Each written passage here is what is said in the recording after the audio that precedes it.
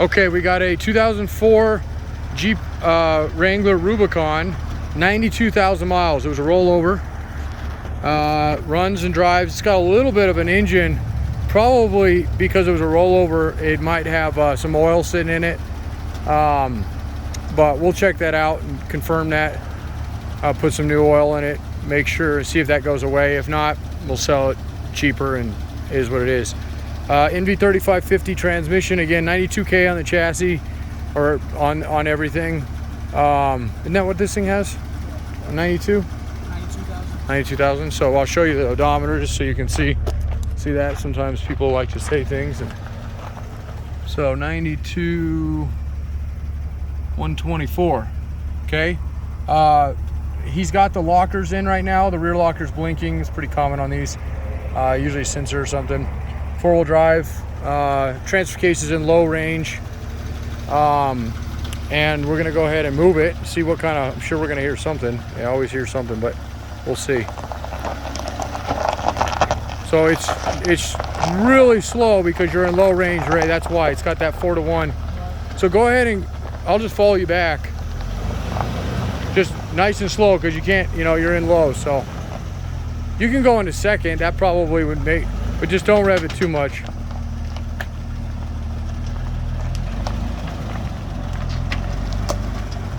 So clunky like they always are, and we'll pop covers and everything, and obviously make sure things look good inside, nothing's broken, whatnot. But front 44, rear 44, the Rubicon axles.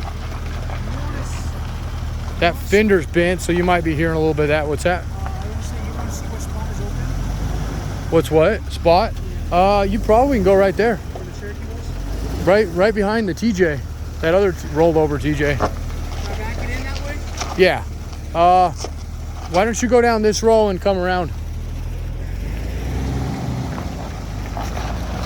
Let's see our Jeep yard here. Got some cool parts on this. This thing wasn't cheap. Damn Rubicons. We don't get these in very often because they're so expensive. But the fact that it ran and drove, I hate buying these when they're wrecked, because oftentimes... This is going in second. Can you believe that? What? This is in second. Yeah, I know. He's never driven a Rubicon before.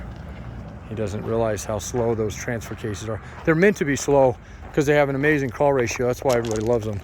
But anyway, yeah, we don't buy a lot of them because they're... man, if you buy one and you buy it wrecked, I'm gonna give you a piece of advice. I would say you can't get them cheap if they're not wrecked. You're gonna spend, if you're 15, 20 grand, maybe more, if they're not wrecked. And if they're wrecked, meaning like this one is rolled over,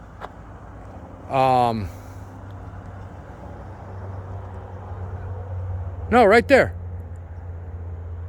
I missed the lane. If you buy something like this, it's rolled over and totaled, you take a chance. We've bought a few of these that have been rolled over, and unfortunately they a lot of times you pull them and they've hit something hard, and the drive shafts punch through the transfer case, and it's got those cool LED lights on it. And we'll go through all the accessories because I'm sure this thing's got a bunch of stuff. It looks like it's got some LED mods on it. Rear locker light engaged. Okay, yeah, so that's perfect. That's what it's supposed to do. So that did engage. So now it's fully locked right now, front and rear axle. But anyway, yeah, so it's super risky buying these. I think I think by the time we got it here, and it came out of California, which is awesome, so it'll be nice, clean frame. But by the time we got it here, almost 9,000 on this thing. Might actually be a little bit more because we had the auction fees. Those dang auction fees get you too. So, we don't make much on these things. We make much more on just a regular TJ, or we used to. Again, they're all getting kind of expensive, but nonetheless, it gives us a lot of people always are calling about these things, so kind of gives us a lot of advertising by buying one of these, and they're cool. I mean, I used to have an LJ, so I know you know, they're kind of fun to do every once in a while. So anyway, you know, it's let's see, today is April 7th, 2021. It is springtime here in the Rockies. It's beautiful out, and we are 90 minutes from Moab. So if there's some parts that you're looking for and want to make the drive out, feel free, or we ship them. We ship parts all the time. Matter of fact, I got a load that leaves next week. We have a driver actually that's going to be going out, and he's going all the way out to Massachusetts for us, making frame and tub deliveries and whatnot. So Ray's stuck in it. He's kind of a big guy. Go ahead, you can turn it off. Let's see how we I was just telling him that. Let's see how what's the word? Not eradicate, it's extract. Let's see how Ray can extract himself. NASCAR driver, man. The driver door. These doors sold already. That's the only thing sold on this thing so far.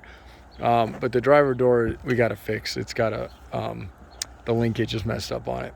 So, but I mean, otherwise, you know, it's got top damage, but it's pretty clean. I mean, super low miles. Did you turn the lights off? No. So anyway, you know, if you have any questions, comments, or want some parts of this thing, give us a holler. It's our number is going to be 303-666-9020. And I got to say, Ray, you did that very professionally.